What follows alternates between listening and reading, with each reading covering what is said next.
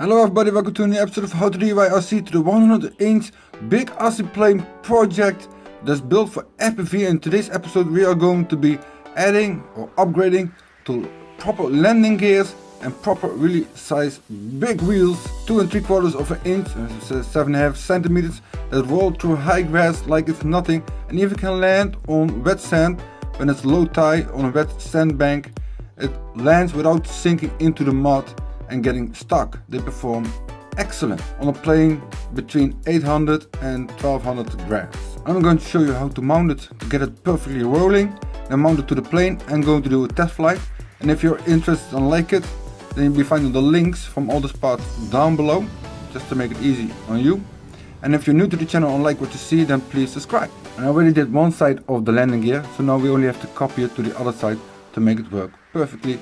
And you need of course a piece of wood to mount it to the plane. You need a little bit of a standoff between the landing gear and the wheel, so that the wheel is not going to rot.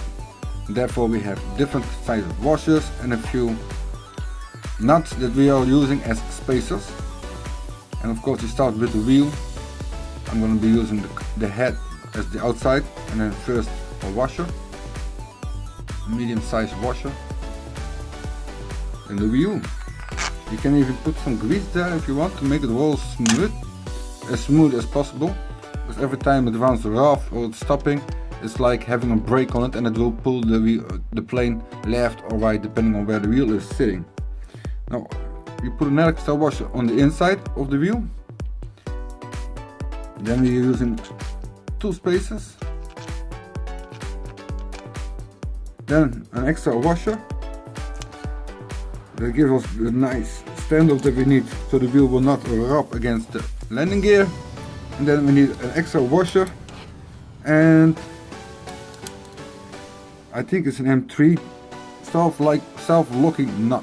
Now we just have to screw it down tight, but not over tightening that it runs rough. It still needs to be running smooth. We would like that the wheels are pointing inwards a little bit, not too crazy, not too much, but definitely not to the outside.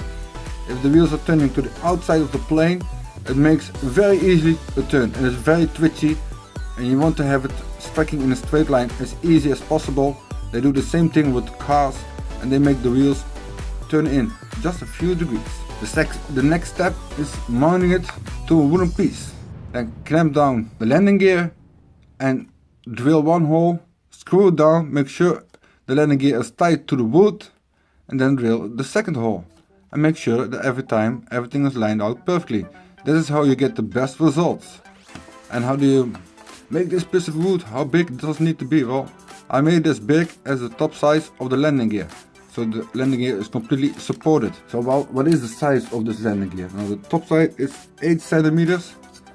That goes into 3-inch. Wheelbase of the landing gear is 25 centimeters. And that makes about 10 inch. Yes, it's about 10 inch wheelbase. And it's always smart to have a big and a small washer to make sure that the landing gear is not going to move around and is not going to fail and bend on you right at the screw head. Just for extra support, it's always smart to have a really big washer and a smaller washer, and make sure you tighten them up so they don't come loose during flight by vibrations of the motor or unbalanced propeller. And make sure that the screws are not too long and don't stick out on the top side, so you can hurt yourself. And if you want to save some weight, you can cut the corners. But I'm gonna do this just quick and dirty. Like I said before, it's always smart to mark the middle of your landing gear, and then you can mark the middle of your plane body, and you can line them up perfectly so everything is in line and not one wheel is sticking more forward than the other wheel. Everything is nice and even.